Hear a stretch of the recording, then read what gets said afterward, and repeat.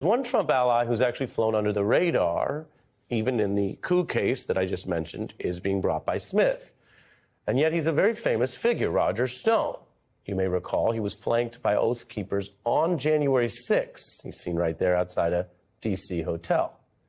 Now, we reported on Stone discussing and coordinating a plot to try to get states and electors to overthrow the results that had Trump losing.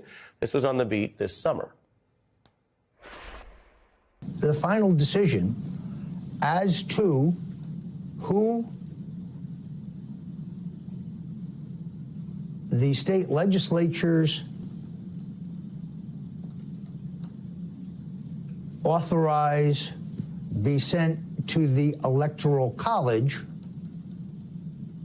is a decision made solely by the legislature. We must be prepared to lobby our Republican legislatures. And Stone discussed this idea about Trump trying to just push forward alternate electors, like a type of government fraud that then could sow chaos, that could somehow help them steal the race on the 6th. You may remember some of this has now been further documented. Some of it happened. Here's what we have on tape. Any legislative body may decide on the basis of overwhelming evidence of fraud to send electors to the Electoral College who accurately reflect the president's legitimate victory in their state, which was illegally denied him through fraud. Now, that is what he was saying. Separately and over time, we know that electors who pushed actual fraud have now been indicted or civilly sued in several states. Stone denies wrongdoing. He says that states could legally exercise the kind of authority he discussed there. And amidst these reports, we want to make sure you know that he previously posted online that he never plotted the seating of fake electors. I've interviewed him before, and we've welcomed him to come back on the beat if he wants to discuss the story, but that is his public response to some of this. Now, tonight, I'm going to show you here, only on the beat, even more exclusive video. This is from the same documentary, but it's new, so that's the context. But this part has not aired on MSNBC yet. This is something that occurred mid-January 2021, so a week after the insurrection. Stone's fraudulent electors scheme, at least the one he voiced support for getting states involved in, did not, of course, ultimately stop the certification.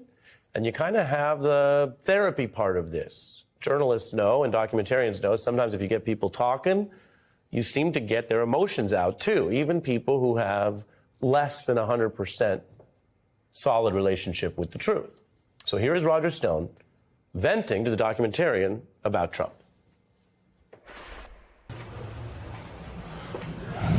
What would you advise the president to do right now? I wouldn't give him any advice, because he had all the time and all the power in the world to solve his problems, and he chose not to. There's plenty of things he could have done months ago. He should have started by enacting the Insurrection Act when Portland and Kenosha were burning last summer. That was the test. Will Trump let us burn down America and do nothing? And that's exactly what he did. So it emboldened them. He should have invoked the Insurrection Act. Listen very closely. I mentioned this earlier in the show in a different context. Learning from the past and the facts is important right now. Roger Stone, whatever one thinks of him, is one of Donald Trump's oldest advisors. They worked together for decades. He was involved in the 2016 campaign. He was involved, as you see, under his own words, not an accusation, just a fact, in the efforts to overthrow the certification of then-President-elect Biden on January 6th. Roger Stone denies wrongdoing. That is to say, he says that what he was doing was not illegal. Okay, but what he was doing was trying to overthrow the results. And there you see what he says in that moment in his own words. Invoke the Insurrection Act, abuse power of force and violence before handing off to the president-elect. These are the people around Donald Trump as he runs for what everyone has promised would be a much different, much more extreme second term. Yeah, here's the biggest question that's loomed over all of this. The January 6th committee didn't resolve it. We don't know if Jack Smith will bring it in if that goes to trial. Do you think Roger Stone was in a position to convey back to the Trump team that the militias had a plan to go in to breach the Capitol? There's no question that he had the capacity and the access to communicate it back. Do you think he did, is what I'm asking? That would be speculation. You on didn't my hear part. it? I didn't hear it. Well, you know, investigators, we look at these things, you say, well, there's two possibilities. It was a plan so secret that they didn't know about it and they benefited from it, and that can happen. Or the more kind of obvious or more seemingly direct thing would be all of this effort went in, these militias took tremendous risks, and they didn't do it at arm's length. They kept people like Stone around who they thought were 1 degree from Team Trump, and that was so that they could coordinate. The committee never resolved that. Based on all the evidence you have, do you think that is a possible or likely scenario, that the militias did tell the Trump folks, we're going in? I think it's whatever their plan were, and I'm talking specifically about the Proud Boys here. Yeah. Whatever their plans were, I would say it is highly unlikely with what I witnessed that Stone wasn't fully informed about it. Wow. I mean, that's so, this is really fascinating. I mean, that's the link. And for some people who say, oh, well, we assume it or whatever, assume is not good enough. I mean, Jack Smith wants to show as much of a link as he can, and he's talked about what they benefited from. In closing, you spent all this time with this man. What's your relationship with him now? What do you think of him as a person, as a character? Well, I mean, I pretty much stumbled into this story. I was looking into a number of these false narratives, and I was doing an interview with Stone. I sat down, and we never stopped filming. And it turned into this roller coaster ride of Stone getting arrested, getting convicted, orchestrating his own part. Yeah, all the way back from the earlier one. Exactly. Yeah. Lighting the fuse to the Stop the Steal movement.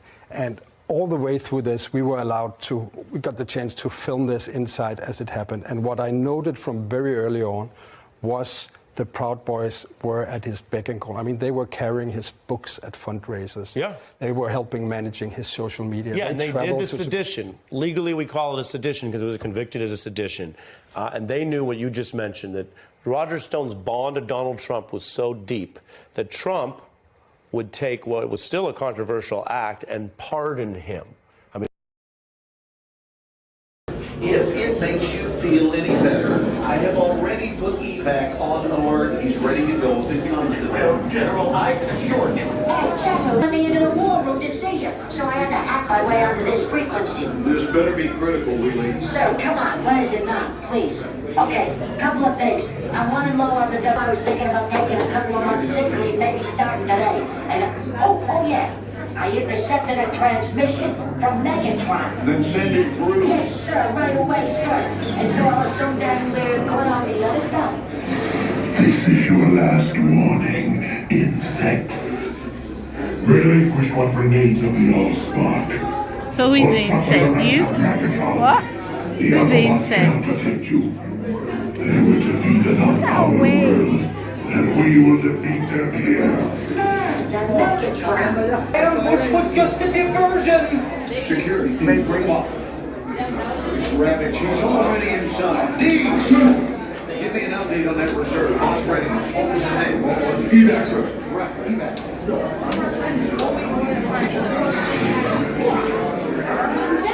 She's right in front.